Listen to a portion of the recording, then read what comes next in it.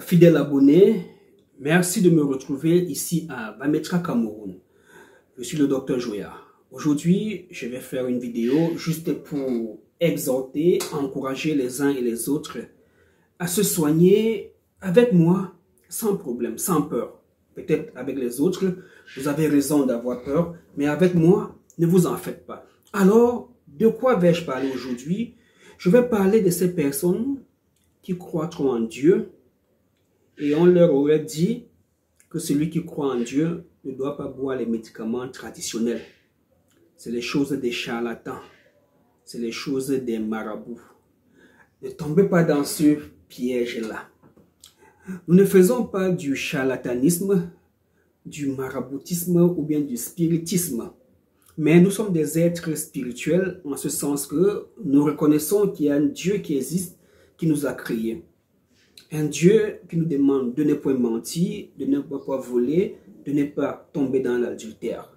Alors, une dame de France, une sœur en Christ, voilà comment on doit l'appeler, une sœur en Christ de France, est passée par le Cameroun l'année passée. Elle a été accueillie par des sœurs qui sont dans un grand ministère ici où on prône, où on prêche la sainteté. D'accord? Là-bas, c'est pas évident, hein? On prêche la sainteté. Si tu as commis un péché, tu dois venir devant les frères et les sœurs, confesser ce péché, on va prier pour toi et tu vas partir. Voilà comment ça se passe là-bas. Alors, l'année passée, elle est arrivée à l'heure où il fallait faire la prière. Elle se levait avec les sœurs. Elles allaient faire la prière. Après la prière, elles allaient nettoyer l'église. Mais il y avait une sœur qui disparaissait toujours à cette heure-là. Elle partait se purger. Elle partait faire ses purges.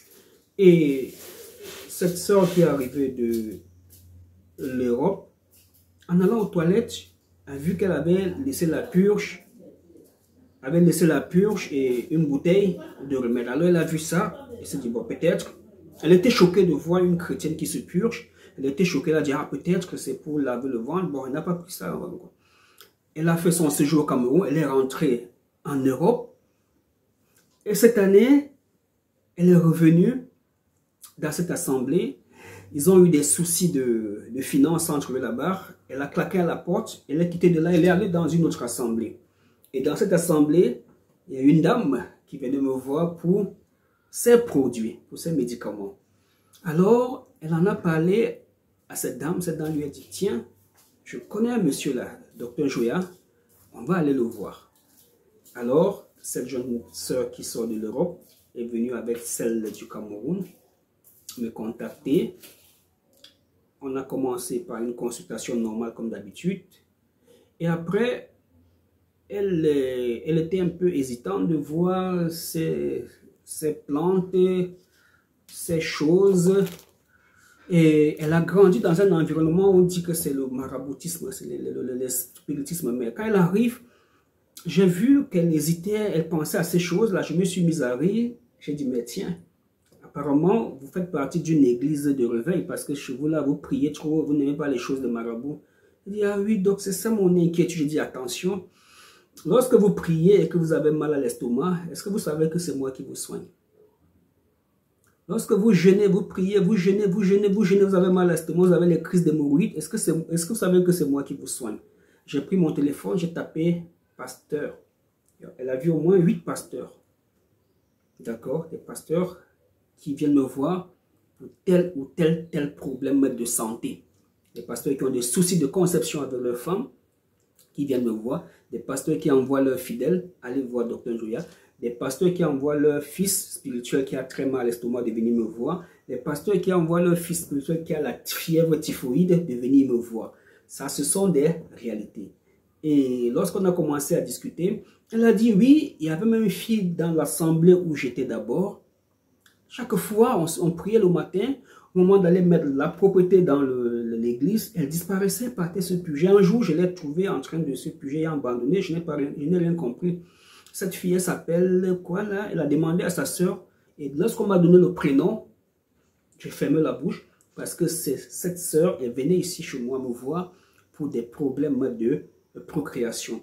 Et par la grâce de Dieu, cette sœur a accouché. Je vais faire la capture d'écran. Je vais vous montrer. Elle a accouché par césarienne.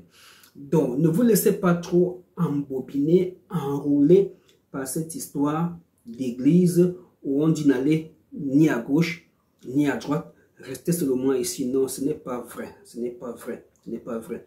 Et malheureusement, beaucoup de dames qui sont dans ces églises viennent parfois me voir. Elles prennent un traitement. Ça marche très bien. Mais c'est à l'église qu'on peut faire le témoignage. On fait le témoignage là-bas, c'est pompeux. Et moi, ça ne me pose aucun problème parce que Dieu est Dieu. Si vous glorifiez Dieu et que Dieu a voulu que je sois un instrument entre ses mains pour arriver à ce résultat, je ne peux que dire gloire à Dieu, que le nom de l'Éternel soit élevé. Voilà. Donc, si vous voulez prendre les remèdes naturels, c'est pas interdit. Il n'y a rien de mystique dedans. Les ovules, il n'y a rien de mystique dedans. Même comme vous pouvez transformer ça en ovule, pas mystique spirituel, en une bombe. En quoi faisant? En prenant votre ovule, en tenant votre ovule dans la main, en priant, en invoquant le nom de Dieu, la force de Dieu, la puissance de Dieu, vous invoquez, quel que soit ce que vous avez dans le ventre, vous demandez à Dieu de donner la capacité, la force à cet ovule de retirer ça. Vous mettez votre ovule. Vous allez voir ce que vous allez voir.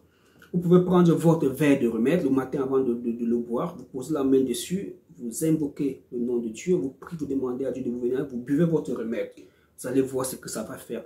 Vous pouvez prendre votre purge, vous mettez dans la poire, vous parlez, vous priez dessus et vous purgez par derrière.